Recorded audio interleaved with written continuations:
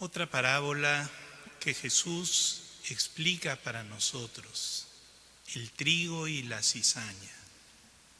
El trigo son los hijos del reino, dice el Señor, el bien, la verdad, la gracia, la caridad. Y quien siembra el trigo es Jesucristo, el Hijo del Hombre. La cizaña es el mal, la codicia, la corrupción, la mentira, el egoísmo, en última instancia el pecado. Y quien siembra la cizaña es el maligno. El mal es fruto del pecado. En la parábola le preguntan al dueño del campo, ¿quién ha sembrado la cizaña? Y él responde, un enemigo lo ha hecho. El mal es fruto de la acción perversa del maligno, pero también fruto del mal uso de nuestra libertad. Y por eso todo el dolor, todo el sufrimiento, las enfermedades, la misma muerte, son fruto del pecado que introduce la ruptura en el mundo. Y vemos cómo en la sociedad y en la iglesia conviven el trigo y la cizaña. Mientras hay hombres y mujeres arriesgando su vida por salvar a los enfermos, existen algunos corruptos que se aprovechan de la pandemia para hacer negocios turbios con la compra de equipos médicos o que venden medicinas adulteradas.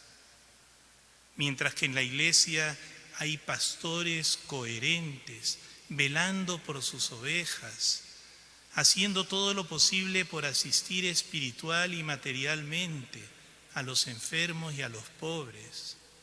Hay otros incoherentes que se aprovechan de las ovejas, abusando de las más frágiles o buscando intereses económicos para prestar un servicio sacerdotal. Y esta parábola del trigo y la cizaña nos presenta, queridos hermanos, a mi juicio, tres tentaciones. La primera es la tentación del puritanismo, lo que podríamos llamar la tentación del blanco o negro. Creer que el mundo se divide entre personas buenas y personas malas, entre santos y pecadores. Y por supuesto, yo estoy en el grupo de los buenos. No mato, no robo, no le hago daño a nadie, voy a misa todos los domingos. Y como no cometo pecados graves, me siento con derecho a juzgar a los demás. Me escandaliza y me da rabia la presencia del mal en los demás. Pero queridos hermanos, el trigo y la cizaña no solo conviven en la sociedad y en la iglesia, conviven sobre todo en nuestro corazón. En nuestro corazón hay una lucha entre Jesucristo y el maligno, entre el bien y el mal, entre el espíritu y la carne, entre la gracia y el pecado. Todos tenemos virtudes y vicios, buenos y malos pensamientos, sentimientos y acciones que provienen del buen o del mal espíritu. Unos nos enaltecen, otros nos avergüenzan. Y por eso dice Jesús, el que esté sin pecado, que tire la primera piedra. Y no siempre es fácil distinguir el trigo de la cizaña. Son dos semillas muy parecidas. Por eso es tan importante el arte del discernimiento de espíritus, el examen continuo de conciencia, para saber si esos pensamientos o sentimientos o pasiones ¿Provienen del buen espíritu, provienen de Dios o provienen del mal espíritu, del maligno? Y por eso también debemos ser muy prudentes cuando juzgamos o condenamos a otra persona. Ojo, no se trata de caer en el relativismo moral, de llamar bien al mal o mal al bien, pero no debemos perder la conciencia de que todos estamos heridos por el pecado y que solamente Dios conoce el corazón y las intenciones de cada persona. La segunda tentación es la tentación de la impaciencia. Tratar de arrancar como sea la cizaña. Como Dios no hace nada, como la iglesia no hace nada, como el gobierno no hace nada, entonces nos tomamos la justicia con nuestras propias manos y respondemos al mal con el mal, a la violencia con la violencia. Son aquellos grupos que se organizan para hacer justicia al margen de la ley. Y en ese momento dejamos de ser trigo y nos convertimos también nosotros en cizaña. Solo se puede vencer al mal con el bien. Y un buen fin no justifica nunca medios equivocados o medios que son malos. ¿Por qué no arranca Dios la cizaña?, se preguntan en la parábola. Y la respuesta está en la primera lectura. Dice: tú gobiernas el mundo con indulgencia y das a tus hijos la dulce esperanza de que en el pecado siempre hay lugar para el arrepentimiento. Dios es paciente con el hombre, siempre está esperando nuestro cambio, nuestra conversión. Dios está clamando el dolor, el sufrimiento. Esta misma pandemia es como una especie de altavoz, como decía C.S. Lewis. El dolor es un altavoz por el cual Dios le está gritando al mundo que se convierta, que se acerque a Él, que cambie, que la cizaña se transforme en trigo. Y la tercera tentación, que es la tentación quizá más frecuente, al menos para mí, es la tentación del desaliento y la desesperanza.